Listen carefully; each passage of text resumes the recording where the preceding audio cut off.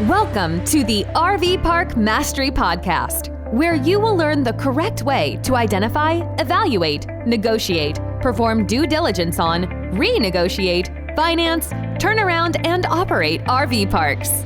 And now, here is your host, the fifth largest owner of RV and mobile home parks in the U.S., Frank Rolfe.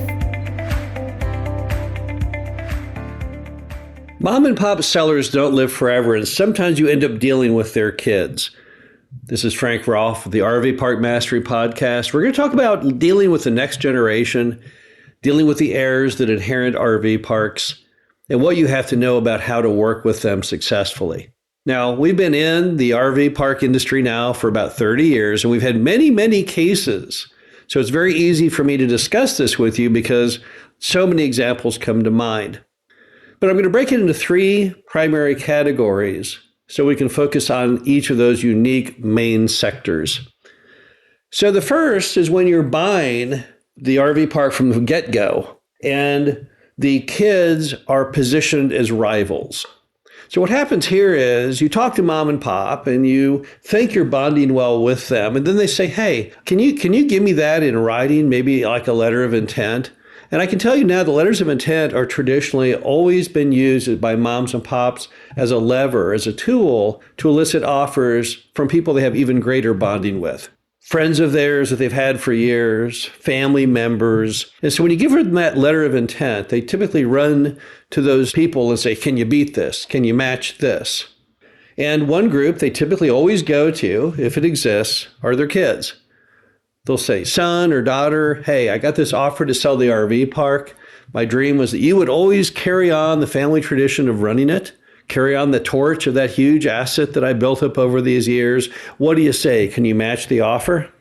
And what do you do when sometimes the mom and pop even tell you that's what they're doing? They say, well, I appreciate the offer. I'm going to have to run this by my son or by my daughter and get back to you. Well, then what do you do? Well, in those cases, just hang in there. Normally what happens is they go to the son or the daughter and they're told, well, gosh, mom and dad, I really don't have an interest in the RV park business. Or I just don't think I want to, be my own boss like that. I like getting a nice normal paycheck. I don't really want to step into your shoes and do what you did. So in 99 out of 100 cases, they're not going to match your offer. They're not going to go forward. But if you push the issue, it's very dangerous. Because if you push the issue and you say, well, I'm a better buyer than your son. Whoa, you just really messed up your relationship. So instead, you just got to hang in there and let things work its normal course. And lo and behold, you will probably come out the victor because they don't really want to buy that RV park. Next, when you're trying to buy the home or RV park with the kids as owners. So in this case, what you've got the next generation who's come into power because mom and pop have died or mom and pop have become infirmed, and now the kids are the sole decision maker. So now what do you do? Well, the first thing you have to know is that typically the RV park owning kids are really just in it for the cash.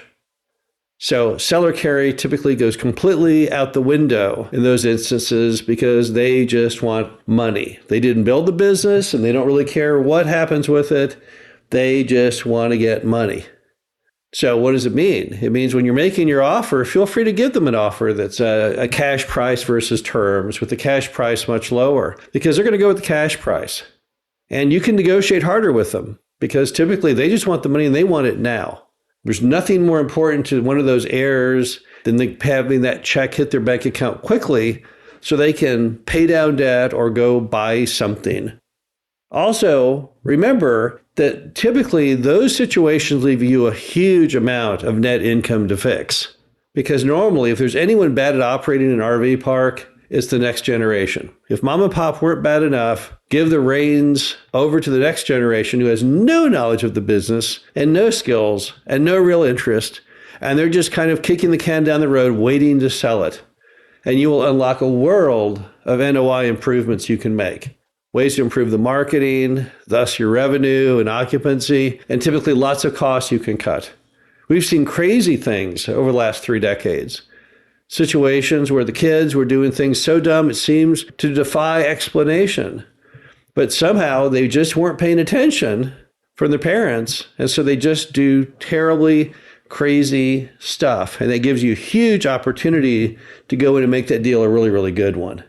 The final issue when you have to typically work with the next generation is when you bought your RV park from mom and pop and they have a seller note. And now suddenly you get a call that mom and pop have died and they've got a note and they want to cash it in. It's a very, very common issue. I'd say probably there's never been a case of an RV park where mom and pop didn't die.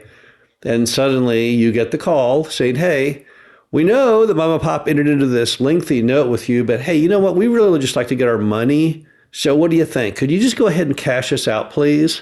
So what do you do when that happens? Well, this is a great opportunity for you because normally you can get a really big discount when that happens. How big? I would say we average probably 20% to 25% discount in those cases. But there's been times when you can get as much as 50% off. Why would they do that? Well, because they just want the money.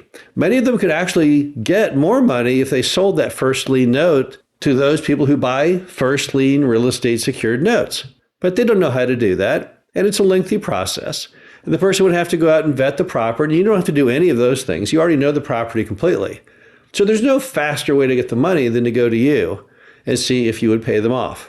But the key item is when you do it, don't pay them off at par. Get a big discount. Remember that they're wanting to retrade a deal that was crafted between you and mom and pop. And when you go to retrade deals, there has to be a winner on both sides of the equation.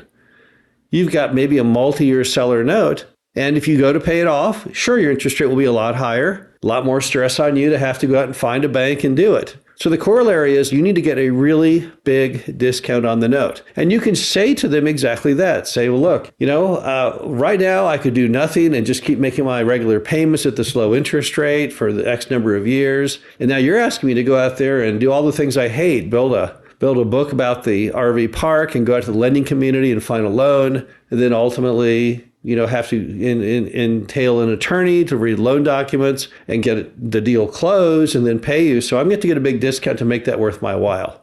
And don't forget the whole concept of negotiating, right? You got to start low and you can always go up.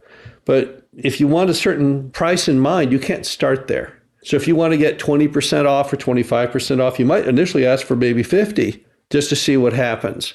Normally the heirs are so excited about getting the money that they will agree to almost anything. And also don't forget, your bonding was with mom and pop, not these kids. So even though you had great vibes with mom and pop, you don't really know this next generation whatsoever. So don't feel morally responsible for the next generation. If you can get that note for 50% off, by all means do it. You don't owe any loyalty to anyone because you did not negotiate the deal with that group. You did it with the original mom and pop. The bottom line to it is that it's just a fact of life. We all have biological clocks. None of us will live forever. And often when you're negotiating, or even after you've purchased the RV park, the next generation may be injected into the equation. But that's okay. There's typically huge opportunity to be had from the heirs to mom and pop.